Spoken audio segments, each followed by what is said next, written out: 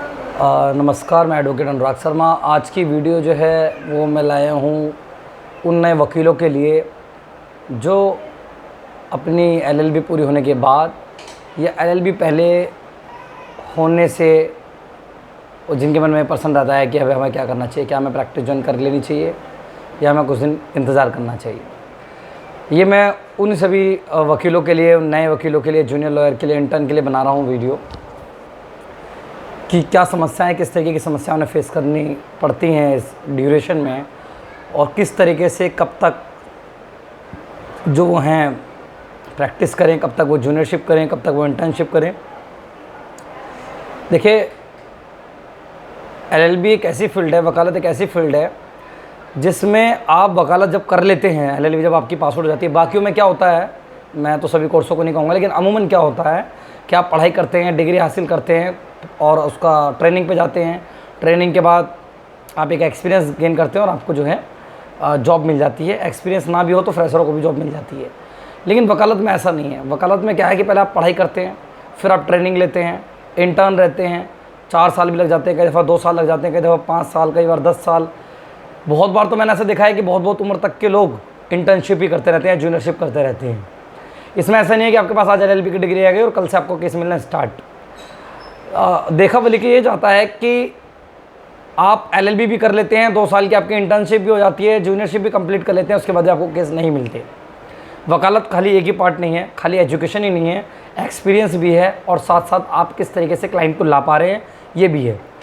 बहुत सारे मेरे दोस्त उसी वक्त में या फिर मेरे फ्रेंड जो या आज जो मेरे पास कॉल आते हैं, इंस्टाग्राम पे मैसेजेस आते हैं कि साहब इतना वक्त हो गया है लेकिन ना कोई अर्निंग का सोर्स हो रहा है, ना ही कुछ समझ आ रहा है, ना ही पता चल रहा है कि आगे फ्यूचर में क्या करें। बहुत से इस डर से इस भय छोड़ भी देते हैं कि ना तो समझ ही आ रही है और ना ही पैसे ही मिल रहे हैं। सबको इस बात का भी अंदाज़ा है, जो इंटर्नशिप कर रहे हैं, जो जूनियरशिप कर रहे हैं, कि सैलरी के नाम पे, तनख्वाह के नाम पे यहाँ कुछ भी नहीं मिलता इन कोर्टों में। अगर आप अच्छा काम कर रहे हैं, हाई कोर्ट जा रहे हैं, तो वहाँ तो फिर भी आपको चलो कोई ना कोई सैलरी दे देता है, लेकिन बाकी अदर्स कोर्ट में आपको सैलरी के नाम पे कुछ नहीं मिलता। सिर्फ आप सुबह 10 बजे से लेकर शाम के 8-9 बजे तक वकीलों के ऑफिस में बैठ के, दफ्तरों में बैठ के अपना खून पैसे ना बहाते हो। और नॉलेज तो मिलते कि नहीं मिलते मुझे नहीं मालूम, लेकिन हाँ मैं ये भी कहूँगा कि किसी सीनियर के पास है कि आपका समय तो जाया नहीं होगा। आप कुछ ना कुछ तो वहाँ सीखते हैं, कितना सीखते हैं, क्या सीखते हैं, ये तो मैं नहीं कह सकता। अब सवाल ये है कि क्या ऐसा करना चाहिए इन इनिशियली स्टेज में, इन इनिशियली दिनों में, कि आपकी अर्निंग भी हो सके और जो है आप अपना ज्ञान और नॉलेज भी ले सकें। देखिए, मैं तो यही राय दूंगा कि जब जैसी आपकी वकालत कंप्लीट होती है या आप उससे पहले करते हैं, तो ऐसा एक सीनियर चूज़ करो जिसके साथ आप खुल के बात कर सको, चाहे वो आपसे 5 साल बड़ा हो, 4 साल बड़ा हो, 10 साल बड़ा हो। मैं ऐसा बिल्कुल नहीं कह रहा कि आप बड़े सीनियर के पास मत जाओ, लेकिन इनिशियली स्टेज में आप कुछ ऐसे सीनियर्स को चुनो, एक ऐसे ट्रेनर को चुनो जिससे आप खुल के सवाल पूछ सको। क्या होता है कि जब आप भय में होते हो, जब आप 5वीं, 10वीं, 11वीं, जो छोटे थे 8वीं, 9वीं क्लास में, तो कई बार मास्टर के डर के मारे बच्चे सवाल नहीं पूछते थे। वो कहता ना लास्ट बेंचेस, उस लास्ट बेंच का मतलब ये होता है कि वो डर के मारे, क्योंकि उनको कुछ समझ तो आता नहीं और कोई उससे टीचर कुछ ना पूछ ले या उन्हें कुछ ना पूछना पड़ जाए तो वो लास्ट बेंच पे बैठते हैं। तो कहने का मेरा मतलब ये है कि अमूमन हम या तो डर के मारे, बहुत सी ऐसी चीज़ें होती हैं जो नहीं पूछ सकते। जबकि कानून एक ऐसी चीज़ है, जब आप प्रैक्टिस में जाएंगे तो रोज़ आपके मन में कई सवाल उठेंगे, रोज़ आपको वो सवाल पूछने हैं। सीनियर्स के पास बहुत काम होता है, फ्रस्ट्रेशन होती हैं, कई बार वक्त नहीं होता, लोग रहते हैं। तो मेरी पहली राय ये होगी, जो मेरा टिप्स होगा नंबर 1 वो ये होगा कि सबसे पहले आप कोई ऐसा सीनियर या ऐसा कोई अपना ट्रेनर चूज़ करें जो कि आप जिसके साथ आपका जो संबंध हो वो अच्छा हो। अब आप सवाल ये आता है कि भाई जिसको हम जानते हैं उसका संबंध कैसा अच्छा होगा। आपका हम उम्र हो या आपके एक यंग लड़का हो जो कि आपको आसानी से सिखा सके, या सीनियर ऐसा हो जिससे आप खुल के बात कर सकें। बहुत से ऐसे सीनियर्स हैं, बहुत एजेड हैं और बड़े प्यार से बैठा के समझाते हैं। मेरा भी एक अनुभव रहा है, 4 साल 5 साल मैं इन सब चीज़ों के लिए बहुत भटका हूँ, बहुत परेशान हुआ हूँ कि क्या करें, कैसे करें। 2-3 साल इंसान किसी चीज़ में बिगड़ जाते हैं। उसी अनुभव को मैं आज आपके साथ साझा कर रहा हूँ कि आपको क्या करना चाहिए।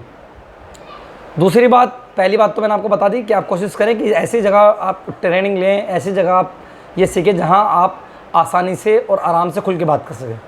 दूसरी बात, आपको जो इनिशियली चीज़ें हैं, जो कहते हैं कि सर्टिफाइड अप्लाई कैसे होनी है, केस फाइल कैसे निकलनी है, एप्लीकेशन कैसे निकलनी है, इन सबको सीखने के बाद आपको कहीं ऐसी जगह ज्वाइन करना चाहिए जहाँ वकील आपको मौका दे कि आप जो अपेयरेंस कर सकें। अपेयरेंस एक बहुत इंपॉर्टेंट फैक्ट्स है इसको, वकालत को सीखने के लिए।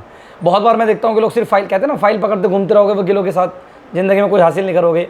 ये कई दफ़ा ऐसे होता है, कुछ लड़के होते हैं जो सिर्फ आते हैं और बेचारे डर के मारे, भय के मारे या किसी भी कारण से वो कुछ कहते नहीं, रोज़ आते हैं, सुबह शाम चलते हैं, फाइल पकड़ते हैं और चले जाते हैं। इससे कुछ फ़ायदा नहीं है। इससे आप जहाँ हैं वहीं रह जाएंगे। 2 साल बाद, 4 साल बाद, 5 साल बाद आपको कुछ हासिल नहीं होगा। आप अपनी ट्रेनिंग का एक हिस्सा और एक पार्ट तैयार करें कि आप किस तरीके से अपनी ट्रेनिंग करेंगे। तो पहले तो ये है कि पहले जो मैंने आपको पहले टिप्स दे दिया उसका ध्यान रखें। दूसरा ये है कि जहाँ आप जाएँ उस पर ध्यान रखें कि एक टाइम ड्यूरेशन के बाद आपको अपीयरेंस कराई जा रही है कि नहीं, आप कोर्ट में पेश हो रहे हैं कि नहीं, क्योंकि वो बहुत ज़रूरी है। आप सब कुछ भी सीख लें, जैसे कि एक मुंशी सारा ही काम जानते हैं लेकिन वो अपीयरेंस नहीं जानते, इसलिए क्योंकि वो मुंशी हैं और वो वकील नहीं बनना चाहते या नहीं बन पाते। कारणवश अगर वो एजुकेशन लेंगे तो वो भी बन सकते हैं, ऐसा एक्सेप्शन नहीं है कि वो बन नहीं सकते। भले कि बहुत सारे मुंशी ऐसे जो बहुत फेमस काम भी कर रहे हैं, बहुत अच्छे से काम भी कर रहे हैं, लेकिन मुद्दे की बात क्या है कि उनका पार्ट सिर्फ वहीं तक खत्म हो जाता है। उनके अंदर उतना कॉन्फिडेंस नहीं डेवलप होता क्योंकि उनको अपीयरेंस का मौका ही नहीं मिलता। तो कहीं भी आप उस कैटेगरी में ना जाएँ और इसी तक सर्टिफाइड और इस तक ही ना उलझे रह जाएँ। जैसे ही सब चीज़ें खत्म हो आप जाएँ अपनी अपीयरेंस की तरफ। अपीयरेंस एक बहुत ज़रूरी चीज़ है एक वकील के लिए, क्योंकि अल्टीमेटली आपको जाके कोर्ट में ही लड़ना है। अब इन सब चीज़ों का ध्यान रखते हुए आप अपनी नॉलेज की तरफ भी ध्यान दें, कुछ ना कुछ पढ़ते रहें। शुरुआत में कुछ ऐसे ऐसे केसेस पढ़ें जो लोगों को ज़्यादा ज़रूरत है और जो आपको आसानी से समझ आ सकते हैं। जैसे फैमिली लॉ पढ़ना स्टार्ट कीजिए आप, उसको आप इनिशियली बड़े आराम से पढ़ भी सकते हैं, समझ भी सकते हैं और क्लाइंट को समझा भी सकते हैं। बहुत मुश्किल होता है स्टार्टिंग दौर में आपको पैसा मिलना। मैं ये कहता हूँ जैसे ही आपकी LLB ख़त्म होती है आप कोशिश करें कि अपनी क्लाइंटेज की तरफ जाएँ। कोई भी एक सीनियर जो आपकी मदद कर सके या जो आपके साथ आके लड़ सके, आप अपने जो है अपनी पूरी जो आपके पास नॉलेज है उसको पूरी तरीके से, अच्छे तरीके से, किसी को भी गलत नॉलेज नहीं मिलनी चाहिए, क्योंकि आपकी नॉलेज से, आपकी गलत नॉलेज से किसी का केस ख़राब हो सकता है, किसी की लाइफ ख़राब हो सकती है। और एक केस ख़राब होने का मतलब ये नहीं कि सिर्फ उसका एक केस ही ख़राब हो गया, आपकी इमेज ख़राब हो सकती है। इसलिए किसी के साथ जुड़कर आप उस केस को करें और वो आदमी ऐसा हो जो जिसके साथ आप जुड़े हों, जो कि ईमानदार हो। मेरे पास इंस्टाग्राम पे और बहुत जगह पे कई सारे सवाल आते हैं, कई जगह मैसेज आते हैं कि सर मैं क्या करूं, किस तरीके से मैं जूनियरशिप करूं, सर क्या मैं आपके पास जूनियरशिप कर सकता हूं। देखिए मैं क्या करता हूं कि लोगों को, मेरे इंस्टाग्राम पे भी नंबर अवेलेबल है, जिसको मुझसे जो पूछना होता है मैं बिल्कुल खुले दिल से फ़ोन उठाता हूँ और जवाब देता हूँ। अगर मेरे पास वक्त है तो मैं बिल्कुल आपको पूरी तरीके से उसको हेल्प करूँगा पर्सनली भी। दूसरी बात, अब क्या है कि अब आपने प्रोसीजर सीख लिया लेकिन अब आपके पास काम नहीं। उन सब चीज़ों के लिए भी बहुत ज़रूरी है कि आपके पास क्लाइंट होना। याद रखें कि कितनी भी नॉलेज हो, अगर आपके पास क्लाइंट नहीं है तो वकालत में आप नहीं कमा पाएंगे। इनिशियली में स्टेज में मैंने आपको कमाने के लिए बोल दिया, आप अपना एडवर्टाइजमेंट से मेरे मायने लोगों से मिलें, लोगों को बताएं आप वकील बन चुके हैं। पहली चीज़ तो ये, जिससे आप लोग जानेंगे, आपके पैम्पलेट्स पढ़ेंगे, आप अपना विजिटिंग कार्ड छपवाएँ, जिससे लोगों को वो कार्ड बांटेंगे तो आपके पास लोग जुड़ना शुरू होंगे। कोई ना कोई संस्था ज्वाइन कर लें।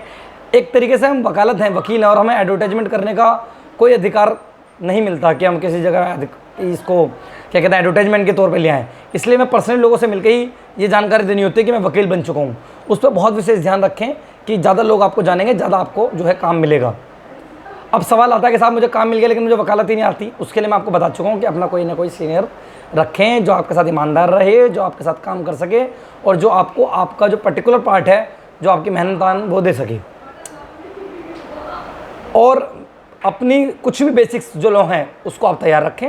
आपको इस सब चीज़ों से बहुत बहुत फ़ायदा मिलेगा। आप इसको अप्लाई करें आपके करियर के लिए। मैं ऑल द बेस्ट कहता हूँ, गुड लक कहता हूँ। धन्यवाद।